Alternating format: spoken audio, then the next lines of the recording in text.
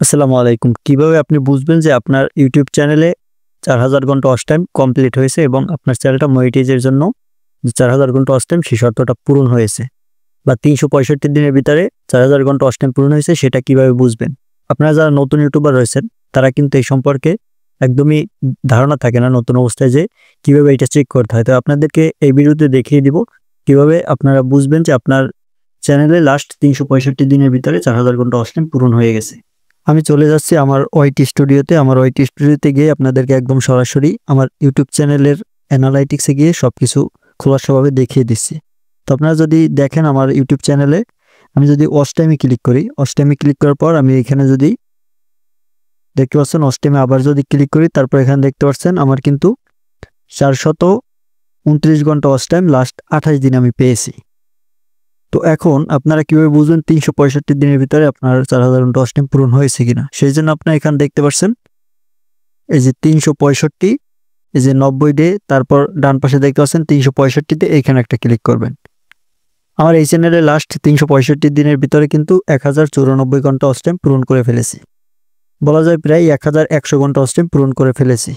তো আমার এই চ্যানেলে কিন্তু টোটাল যে ওয়াচ টাইম আমি যদি লাইফ টাইমে ক্লিক করি, লাইফ টাইমে ক্লিক করলে কিন্তু আপনারা দেখতে পারবেন এটাই কিন্তু ২,১৮১ ঘন্টা ওয়াচ টাইম। মানে এই চ্যানেলে কিন্তু আমি নিয়মিত কাজ করেছিলাম, তারপর মাঝখানে বাদ দিয়েছিলাম, যার কারণে আমার ওই যে ১ বছরের যে ওয়াচ টাইমটা ৩৬৫ দিন সেটা কিন্তু এখানে দেখাচ্ছে ১,১৯৪ ঘন্টা। লাইফ টাইমে ক্লিক করলে দেখতে পাচ্ছেন এখানে কিন্তু ২,১৮১ ঘন্টা ওয়াচ টাইম।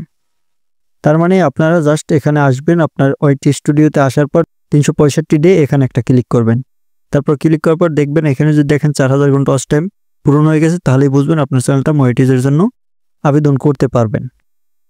তাছাড়াও এখানে এই যে আর্ন সেকশন, এখানে যদি আসেন, এখানে আসলেও দেখতে পারবেন এখানে কিন্তু অ্যাপ্লাই নাও একটা অপশন চলে আসবে। সেই অ্যাপ্লাই নাও অপশনে ক্লিক করবেন, তো এখানে দেখবেন অ্যাপ্লাই নাও অপশন এটা কিন্তু চলে আসবে। তোমাদের যাদের এই যে প্রবলেমটা রয়েছে, এখানে জাস্ট দেখতে পাচ্ছেন আপনারা কিন্তু আপনাদের ওয়াচ টাইমটা আস্তে আস্তে কমতেছে, এই সমস্যাটা যাদের রয়েছে তারা যে কাজটা করবেন, আপনারা নিয়মিত বেশি বেশি ভিডিও আপলোড করবেন।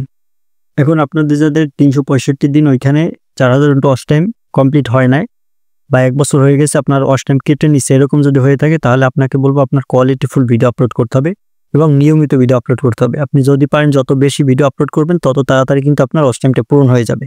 এই সমস্যাটা অনেকেরই হয়েছে যে লাস্ট ৩৬৫ দিনে কিন্তু ৪,০০০ ঘন্টা ওয়াচ টাইম নাই, কিন্তু লাইফ টাইমে যদি ক্লিক করে তাহলে কিন্তু তার প্রায় ৪,০০০ ঘন্টা ওয়াচ টাইম বা তারও বেশি ওয়াচ টাইম কমপ্লিট হয়ে গেছে।